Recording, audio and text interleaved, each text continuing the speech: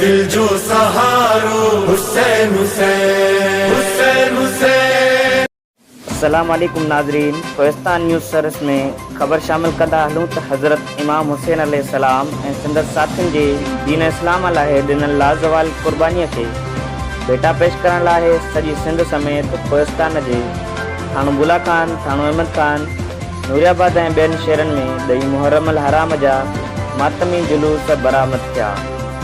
थाणो बुला खान जे मरकज़ी इमाम बारगाह पीर रोशन शाह जिलानीअ तां मातमी जुलूस बरामद थियो, जेको शहर जे रिवायती रस्तनि खां थींदो शहीद बेनज़ीर चौक ते पहुतो।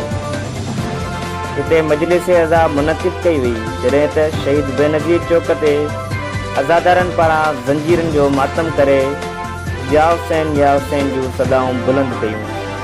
उन मौक़े ते मातमी जुलूस में मौजूद अज़ादारनि, शहरीन ऐं सिक्योरिटी एहलकारनि कोहिस्तान न्यूज़ सर्विस सां ॻाल्हाईंदे चयो त ॾह मुहर्रम ॾींहुं असीं मेमन बिरादरी ऐं वापारी कारोबारी माण्हू जी दीवान बिरादरी जेके गैर मुस्लिम आहिनि उहे बि लंगर नियाज़ जो बंदोबस्तु कंदा आहिनि। असीं पाण मुस्लमान ॿाहिरि लंगर नियाज़ सबीलूं उन्हनि जे रस्तनि ते लॻाईंदा आहियूं। सूरत जो असांजो जुलूस आहे ऐं आख़िरी पंहिंजी मंज़िल लाइ रवां दवा आहे ऐं हुन में अज़ादार मौला हुसैन खे पुरसो ॾेई मौला हुसैन खे यादि करे पंहिंजी मंज़िल मक़सूद वधी रहिया आहिनि। हिन खां पोइ आख़िरी जेको असांजो थींदो उहो मरकज़ी इमाम बारगाह इमाम पीर रोशन शाह जिलानी ते इख़्तिताम थींदो ऐं हुते मजलिस जेकी हूंदी शाम ग़रीबा जी बर्पा कई। हवाले सां जेको ई जुलूस निकिरे थो, जेको मातमी जुलूस निकिरंदो आहे उहो इमाम बारगाह पीर रोशन शाह जिलानी खां निकिरंदो आहे, जेको नेर थींदो आहे वरी बि इमाम बारगाह पीर रोशन शाह जिलानी में। हीअ 300 साल क़दीमी आहे। बिस्मिल्लाहिर्रहमानिर्रहीम।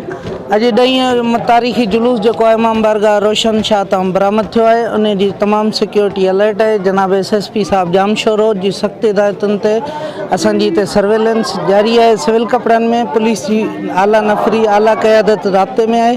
बिल्कुलु ख़ैर ख़ैरियत सां पंहिंजी मंज़िल तरफ़ रवंदो आहे। अॼु आशूर ॾींहुं जेको ही काफ़िलो पीर रोशन शाह जेका इमाम बारगाह आहे उते रवां दवा आहे, हिन वक़्तु मेमन पाड़े में पहुतो आहे। असां हिते सबील हलाईंदा आहियूं, जेका काफ़ी टाइम खां वठी हलाईंदा अचूं। अज़ादारनि जो चवणु हो त असांजो ही मातमी जुलूस क़दीमी मातमी जुलूस आहे, जेको शहर जे रिवायती रस्तनि खां थींदो वापसि पीर रोशन अली शाह जिलानी जे इमाम बारगाह ते नहर कंदो, जिते शाम ग़रीबा पिणु बर्पा कई वेंदी। वधीक ख़बरुनि लाइ ॾिसंदा रहो कोहिस्तान न्यूज़ सर्विस।